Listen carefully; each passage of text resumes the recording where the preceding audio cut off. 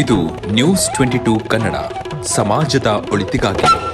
Plastic ಗೋಡೌನ್ಗೆ ಬೆಂಕಿ, ಅಕ್ಕಪಕ್ಕದಲ್ಲಿದ್ದ 5 bike ಸಹಿತ ಹಲವಾರು ವಸ್ತುಗಳು ಬೆಂಕಿಗಾಹುತಿ. ಅರಸೀಕೆರೆ ನಗರದ ಚೌಡೇಶ್ವರಿ ನಗರದ ಪ್ಲಾಸ್ಟಿಕ್ ಚೀಲದ ಗೋಡೌನ್ಗೆ ಶಾರ್ಟ್ ಸರ್ಕ್ಯೂಟ್ನಿಂದ ಬೆಂಕಿ ತಗುಲಿ ಸಂಪೂರ್ಣವಾಗಿ ಭಸ್ಮವಾಗಿದೆ.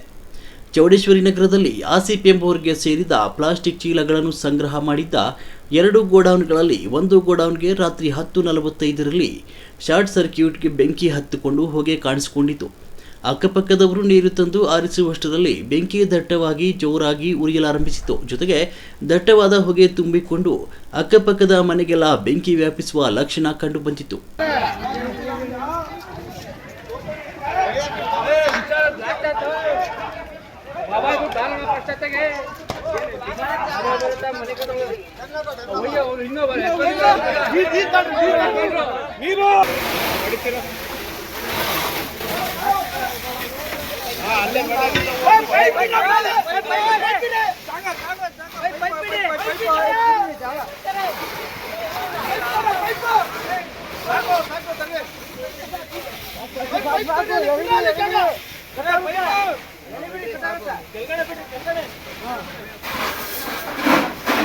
ಅಷ್ಟರಲ್ಲಿ ಅಗ್ನಿಶಾಮಕ ದಳದ ವಾಹನ ಬಂದು ಸುಮಾರು 1 ಗಂಟೆಗೂ ಹೆಚ್ಚು ಶ್ರಮ ವಹಿಸಿ ಬೆಂಕಿ ಆರಿಸುವಲ್ಲಿ ಯಶಸ್ವಿಯಾದರು. ಒಂದು ಗೋಡೌನ್ಗೆ ಬೆಂಕಿ ತಗಲದೆ ಇದ್ದಿದ್ದರಿಂದ ಹೆಚ್ಚಿನ ಪ್ಲಾಸ್ಟಿಕ್ ಚೀಲಗಳು ಉಳಿದವು.